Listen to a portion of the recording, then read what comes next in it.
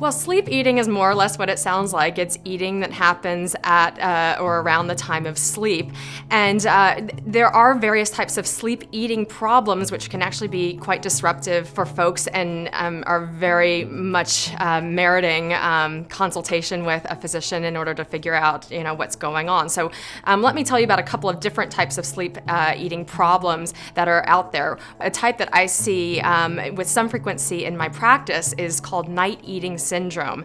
And that's a syndrome where greater than 25% of eating occurs after the last meal of the day, after dinner. And in some cases of night eating syndrome, that eating can actually happen in the middle of the night. So a person awakens in the middle of the night, has a real urge to eat, and feels like they can't actually even get back to bed unless they're eating something. And sometimes those events can even turn into binge type of eating. For someone struggling with night eating syndrome, that type of eating will happen quite regularly. So like waking up in the middle of the night might happen 2 or 3 times a week or even more. That's something that is experienced consciously by a person, and often what's happening in that type of syndrome is a person is also dieting or not eating very much in the earlier portion of the day, and part of the behavioral strategy around trying to remedy or address some of that eating that's going on at night is as simple as things like behavioral strategies of redistributing calories over the course of a day so that eating is a little bit more stable.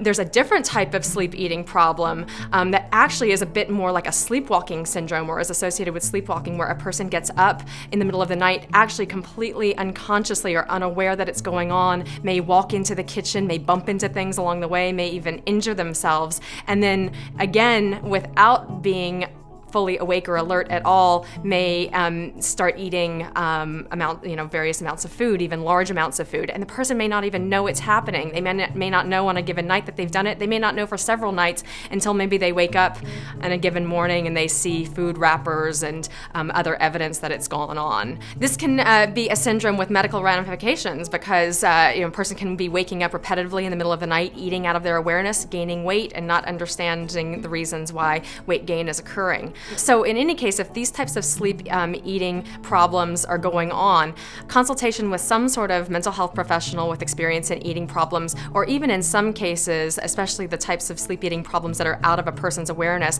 with a sleep specialist like a neurologist or other type of physician that has experience in conducting things like sleep studies, can be of tremendous benefit in trying to get to the bottom of what's going on with the sleep eating problem and beginning to address it.